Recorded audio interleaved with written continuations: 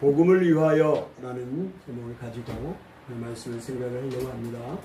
바울은 복음을 위해 자신의 시간과 재능을 들였고 복음을 위해 권리를 포기했으며 복음을 위해 자신의 삶 전체를 사용했습니다. 복음은 바울에게 직업이 아니라 사명이었고 의무가 아니라 생명이었습니다. 오늘날 우리는 복음을 믿는 사람은 많지만 복음을 위해 사는 사람들은 점점 적어지는 시대를 살아가고 있습니다. 그러나 하나님은 우리를 복음의 수혜자로만 부르신 것이 아니라 복음의 증인으로 우리를 부르셨습니다. 오늘 고린도전서 7장부터 9장을 통해 복음을 위한 바울의 삶을 살펴보면서 은혜를 나누고자 합니다. 여러분, 우리가 이 고린도전서 우리 다 읽지 않았죠? 7장부터 오늘 9장에 걸쳐서 바울이 어떻게 복음을 위해 살았는지 그 내용들을 이야기를 하고 있습니다. 그 부분을 한번 살펴보면서 우리도 은혜를 나누고자 합니다. 복음을 위해 모든 것을 상대화했습니다. 여러분, 상대화했다는 얘기는 중요한 것이지만 최고의 가치는 아니라는 것입니다. 우리가 상대화했다 얘기할 때 중요한 것이기는 하지만 최고의 가치는 아니다. 그건 바울이 무엇을 복음을 위해 상대화했느냐면 가정도 복음을 위해 상대화했습니다. 뭐를 상대화했다고요? 가정도 복음을 위해 상대화했습니다. 결혼은 중요한 것입니다. 하나님께서 결혼을 지정하셨고 축복하셨기 때문이죠. 그러나 복음보다 중요하지 않다 이 말입니다. 여러분 처음 들어보셨나요? 여러분이 가정이 중요합니다. 결혼도 중요합니다. 그러나 바울은 이 복음을 위해서 상대화했어요. 중요한 것이긴 하지만 최고의 가치는 아니다.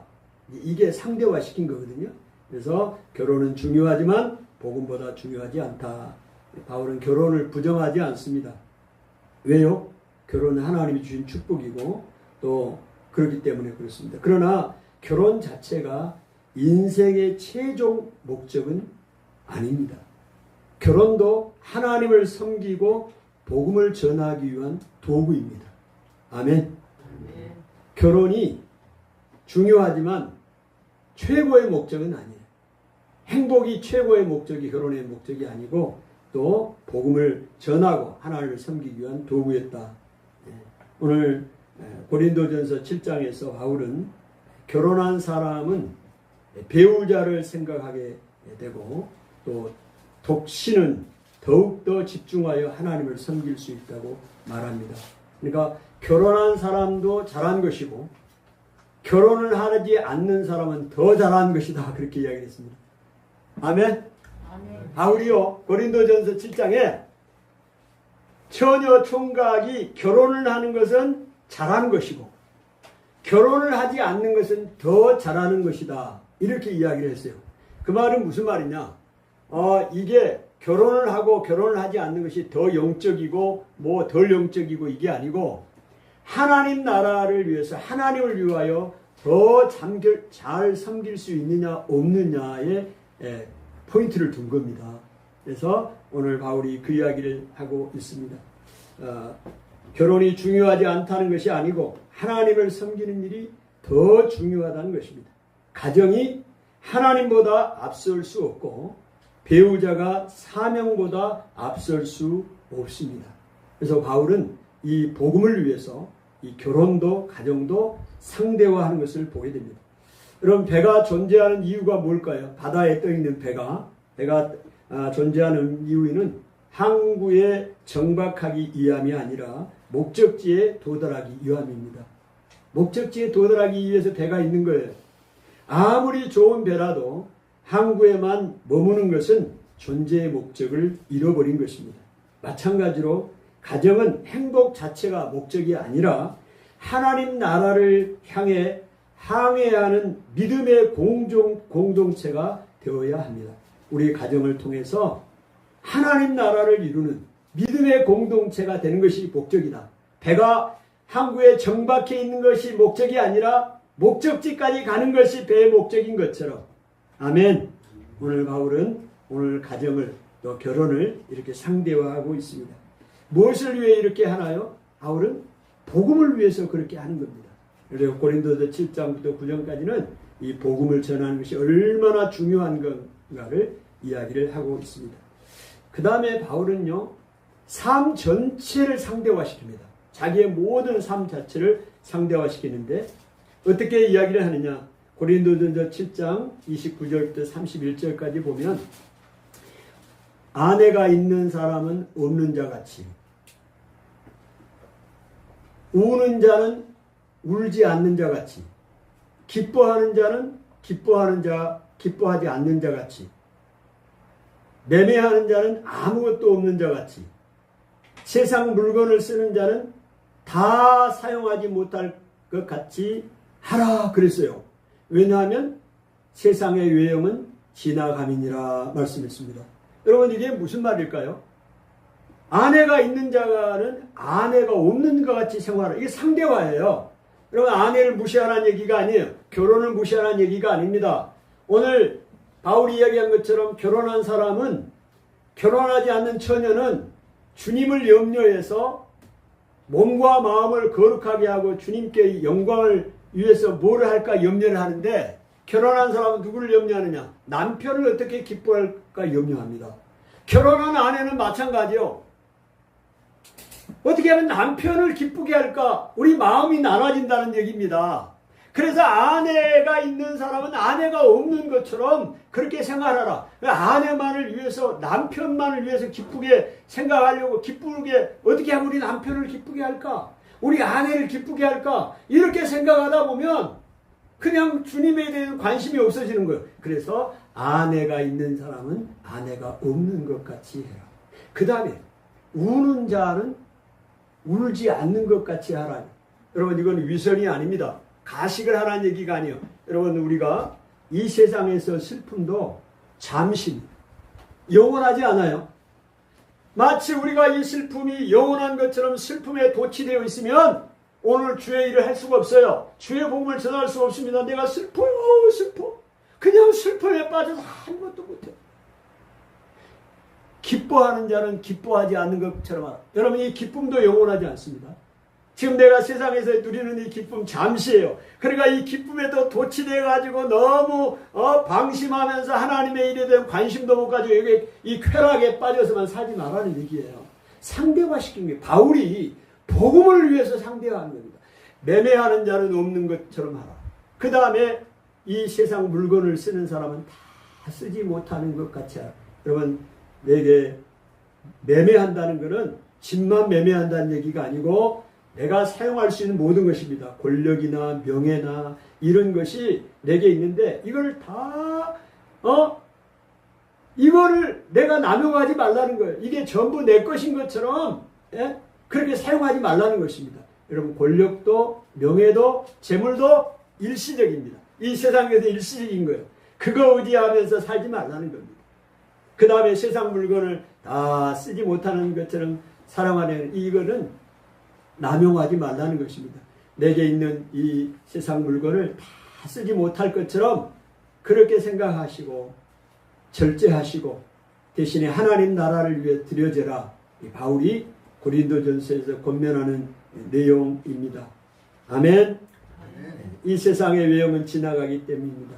세상의 것은 중요하지만 영원하지 않습니다. 재물도 지나가고 명예도 지나가고 권력도 지나가고 성공도 지나가기 때문입니다. 그러나 영혼은 우리 영혼은 영원합니다. 할렐루야. 이 세상 모든 것은 다 지나가지만 우리의 영혼은 영원합니다. 그래서 이 영원한 것에 가치를 두고 상대화시켜서 살아가라 이야기를 하고 있습니다. 그럼 복지타운에 우리가 전도를 하다 보면 어르신들의 가장 큰 고민은 건강도 아니고 돈도 아닙니다. 뭐냐? 외롭다는 것입니다. 자녀들이 성공했고 생활에 부족함이 없는데도 늘 외롭다고 말씀하십니다. 세상에서 그렇게 중요하게 여기던 것들이 세월이 지나면 상대적인 것들이 됩니다. 결국 마지막에 남는 것은 하나님과의 관계이고 영혼의 문제입니다. 바울은 이것을 알았기에 세상 것을 사용하되 거기에 묶이지 않았습니다.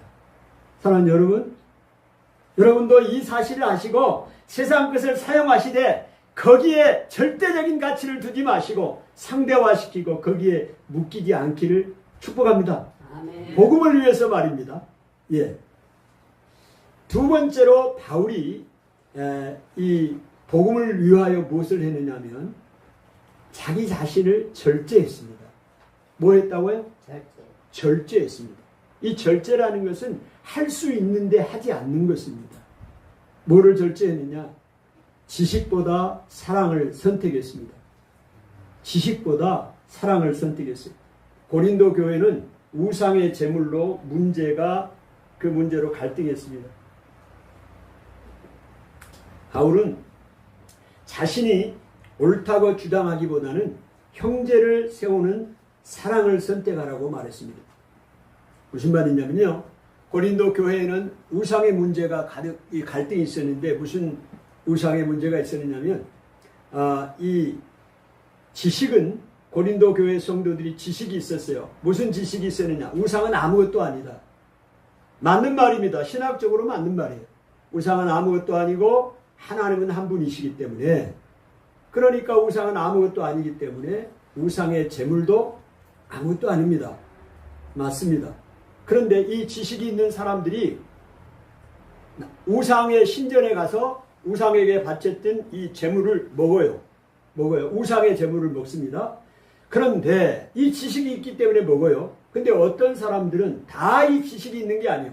처음 교회에 들어온 사람들, 이제 믿는 사람들, 우리 하나님 말씀 잘 모르니까 어떤 습관이 있었느냐면, 고린도 교회 성도들은 대부분이 고린도 사회가 그 우상의 신전에 절을 하고 또 제물을 바치고 이런 고기를 먹었던 사람들입니다. 근데 이 사람들이 교회로 들어와서 우상에게 바치는 제물을 먹으면 안 돼, 이런 생각을 갖고 있었어요. 그런데 어떤 사람들은 우상은 아무것도 아니고 우상에게 바치는 제물도 아무것도 아니니 먹어도 된다고 생각하고 가서 우상의 신전에 가서 우상의 제물을 먹으니, 이 지식이 없는 사람이 볼 때 저것은 우상에게 바친 제물을 먹으면 안 되는 건데, 이런 생각을 갖고 있단 말입니다. 근데 저 사람이 먹거든요. 그럼 나도 먹어. 양심의 담력을 얻어가지고 먹어요. 그러면요, 어떤 결과가 나타나냐면,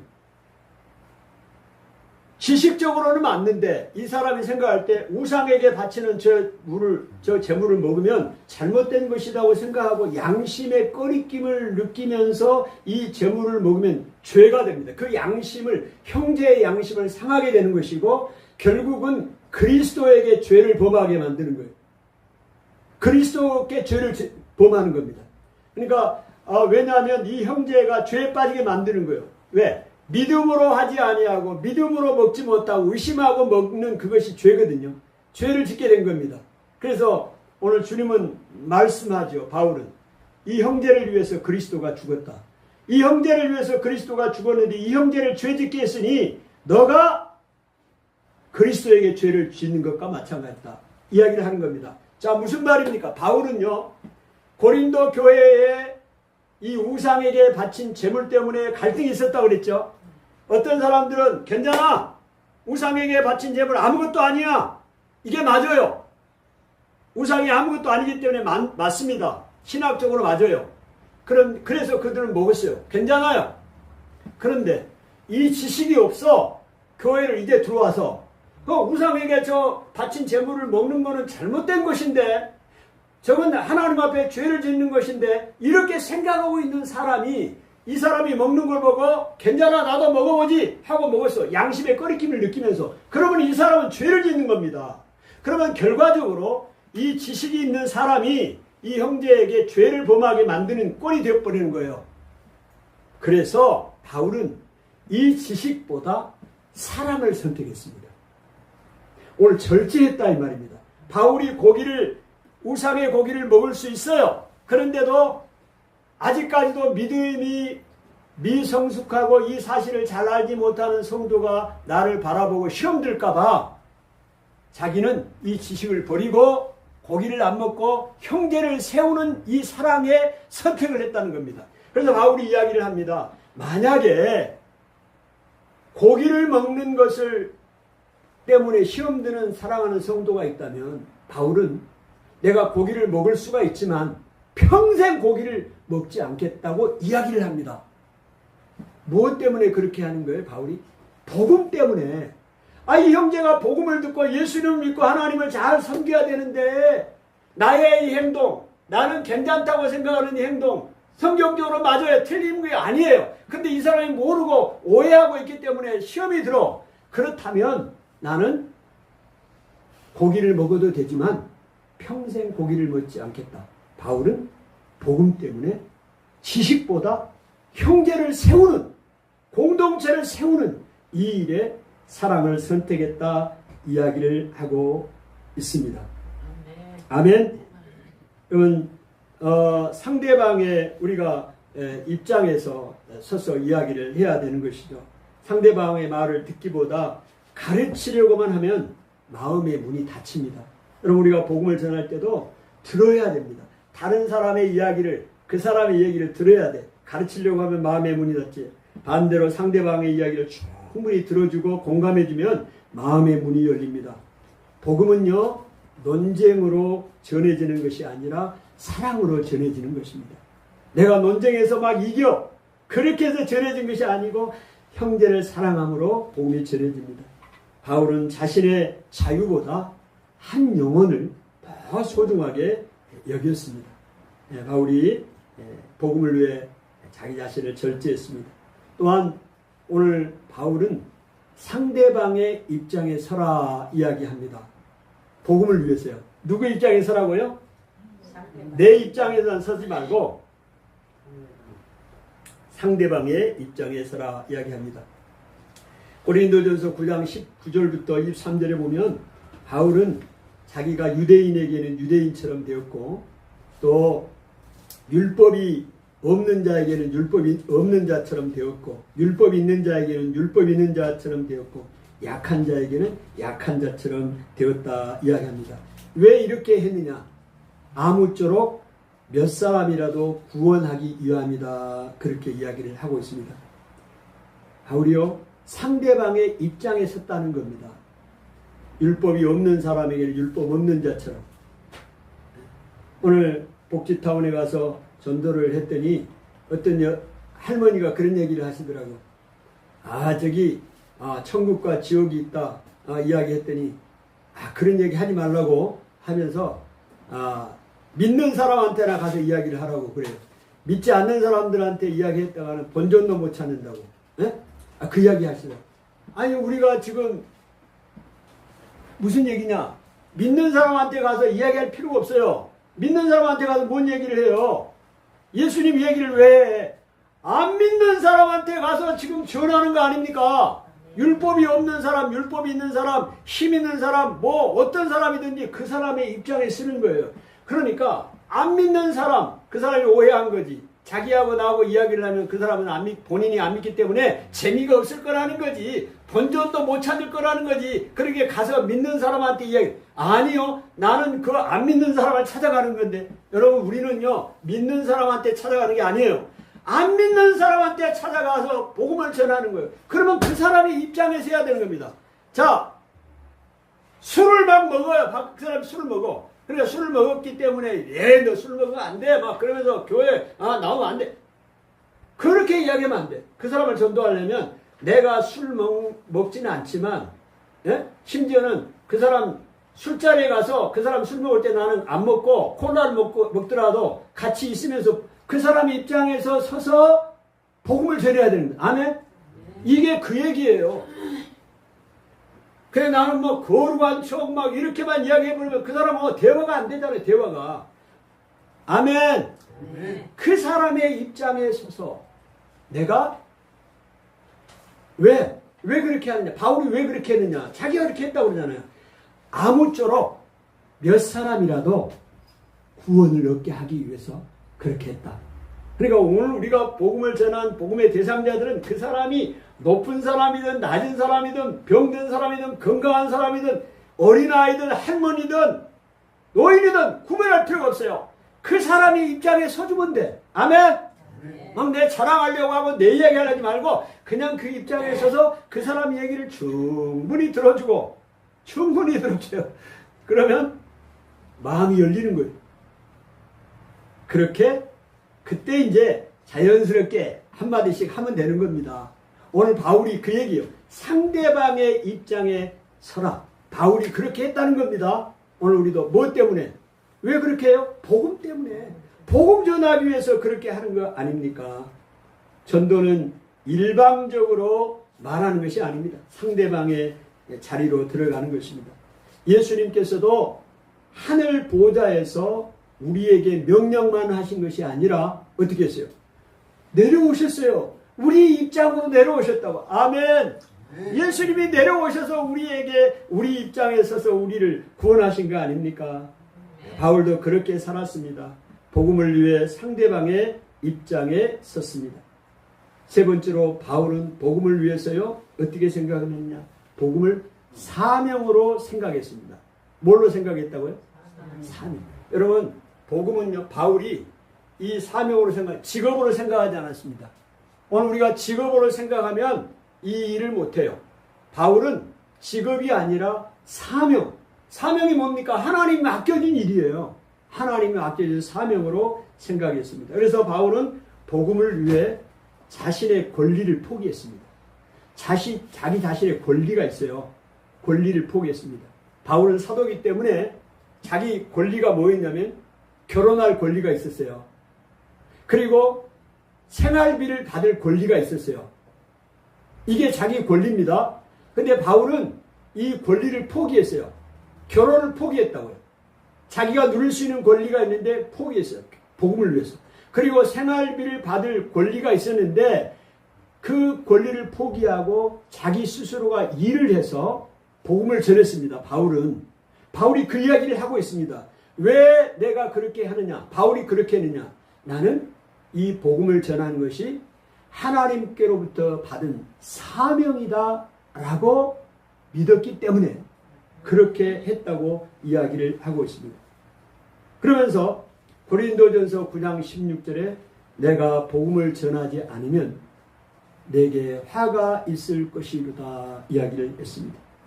아니 복음을 전하지 않으면 자기에게 화가 있다고 이야기를 했습니다. 내가 복음을 전할지라도 자랑할 것이 없으면 부득불할 일임이라. 내가 복음을 전하지 않으면 내게 화가 있을 것이므로. 여러분 왜 화가 있어요? 아니 복음을 전하고 복음을 전하면 전하는 것이고 안 전하면 안 전하는 것이지. 직업이라면 여러분이 갖고 있는 직업은 어땠습니까? 직장에 가고 싶으면 가는 것이고 안 가고 싶으면 안 가는 거고 사정이 있어서. 그 다음에 내가 안 하고 싶으면 안 하는 거잖아요. 내 직장 일, 사업 오늘 내가 쉬고 싶어 안 하고 싶어 말하는 거예요. 하고 싶으면 하는 거. 이게 직업입니다. 그 일 안 한다고 내가 화가 있어요? 내게 저주가 있단 말입니까? 아니죠. 근데 바울이 고린도전서 9장 16절에 내가 복음을 전할지라도 자랑할 것이 없으면 부득불이 뭐예요? 반드시 그거 하지 않으면 안 되는 거예요. 부득불 해야 될 일이다. 네, 해야 될 일이다. 그러면서 그 다음에 내가 복음을 전하지 않으면 내게 화가 있을 것입니다. 이건 직업이라면 화가 있으면 안 되죠. 내가 권리가 있잖아요. 그런데 바울이 이 복음을 전하는 것은 직업이 아니라 사명이에요.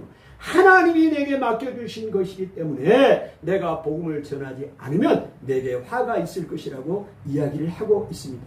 바울은 복음을 사명으로 여겼습니다. 복음은 바울에게 선택이 아니라 사명이었습니다. 선택이 아닙니다. 사명입니다. 오늘 고린도전서 7장 9절에 하나님 말씀을 우리에게 이야기를 하고 있습니다. 주님은 한 마리의 양을 찾아서 나서는 목자입니다. 바울도 수많은 도시를 다니면서 한 사람에게 복음을 전했습니다. 복음은 한 영혼을 향한 하나님의 사랑이기 때문에 그렇습니다. 얼마 전 복지타운에 계신 장로님께서 전화를 주셨습니다. 목사님, 전도 대상자들을 불러 모아놨으니까 빨리 와서 전도하십시오. 네, 알았습니다. 총알같이 달려갔습니다. 달려갔더니 그 사이에 5명이 모아놨다고 해서 3명은 가버렸고 2명이 앉아있더라고요. 그 2명 중에서 1명은 또 밥 먹으러 간다고 갔어요. 그래서 나머지 1명하고 많은 시간을 들여서 그분하고 이야기를 나눴습니다. 세상 기준으로 보면 효율이 없는 일처럼 보입니다. 그러나 복음은 숫자가 아니라 영혼입니다. 아멘. 복음은 숫자가 아니라 그 한 영혼이에요. 아멘. 바울이 그랬고 예수님도 그랬고, 왜 그렇게 해요? 바울이 복음이 전하는 것이 사명으로 받았기 때문에 그렇습니다. 아멘. 저도 복음을 전하는 걸 사명으로 받았기 때문에 어디든 달려가는 거예요. 불러만 줘. 에? 불러만, 그 노래 있잖아요. 뭐요? 정하자면 그 노래가 뭐요? 불러, 저기 뭡니까? 그 노래 아는 사람 없어요? 어디든 달려갈 거야. 그 노래 있잖아요. 우리 권사님 몰라요? 불러만 줘. 나 어디든 달려갈 거야. 가사 있던데. 여러분, 복음을 전하는 사람, 복음이 사명으로 받은 사람은 어디든지 달려가는 거예요. 한 사람을 있다 얼마나 감사해요. 얼마나 사람을 전도 대상자를 불러 모아놨다니 이게 얼마나 감사한 일입니까? 예? 그래서 한 영혼, 오늘 그 영혼을 위해서 우리가 찾아가는 것입니다. 사명을 받았으니 바울이 그렇게 이야기합니다. 여러분, 이와 같이 에레미야도 이야기를 하는데요. 에레미야 선지자가 에레미야 20장 9절에 이렇게 이야기합니다. 내가 다시는 여호와를 선포하지 아니하리라. 그의 이름을 말하지 아니하리라 하며 내 마음이 불붙는 것 같아서, 내 마음이 불붙는 것 같아서 골수에 사무치니 답답하여 견딜 수가 없다. 에레미야가 40년 동안 복음을 전하는데 듣는 사람이 없어. 너 혼자 떠들어라. 나는 안 믿을란다. 하나님 안 믿을란다. 이스라엘 백성이 그래요. 하나님의 백성들이 얼마나 답답했겠어요. 그래서 에레미야가 지쳐. 그래서 내가 마음속으로 내가 다시는 여호와를 선포하지 아니하리라. 그렇게 마음을 먹었어요.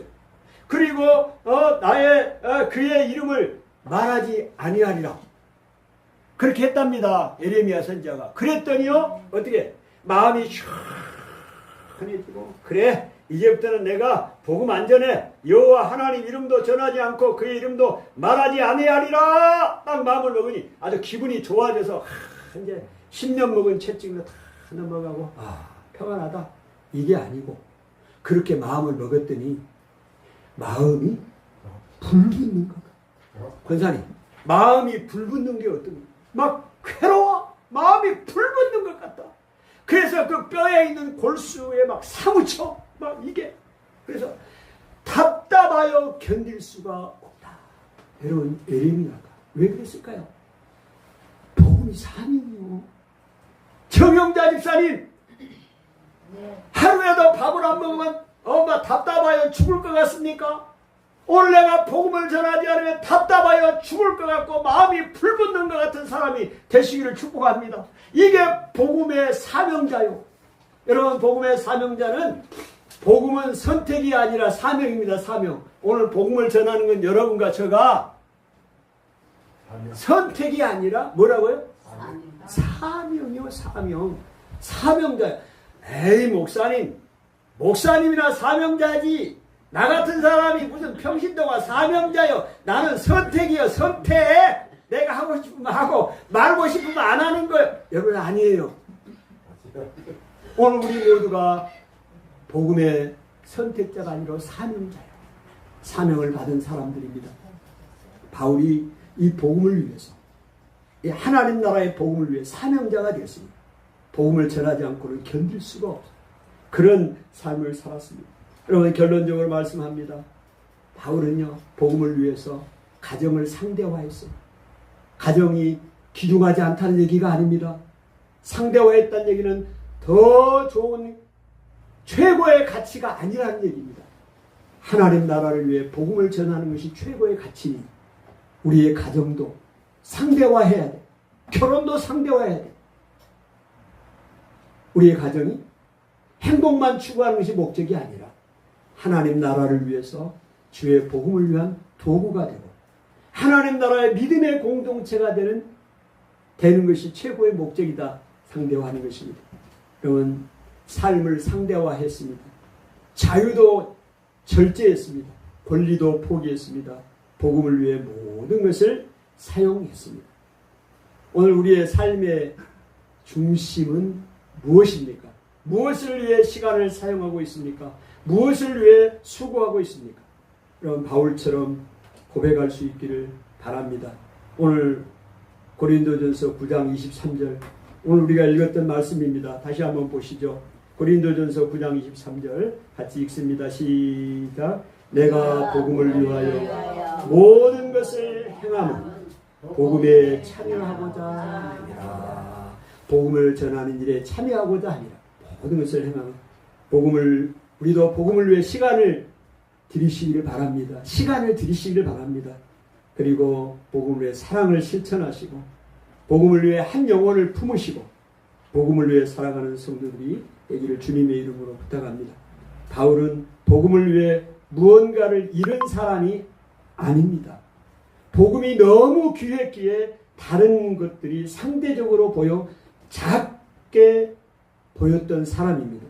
천국 보화를 발견한 사람이 밭을 사기 위해 기쁨으로 모든 것을 팔았던 것처럼 바울은 복음의 가치를 알았기에 모든 것을 복음 아래에 두었습니다.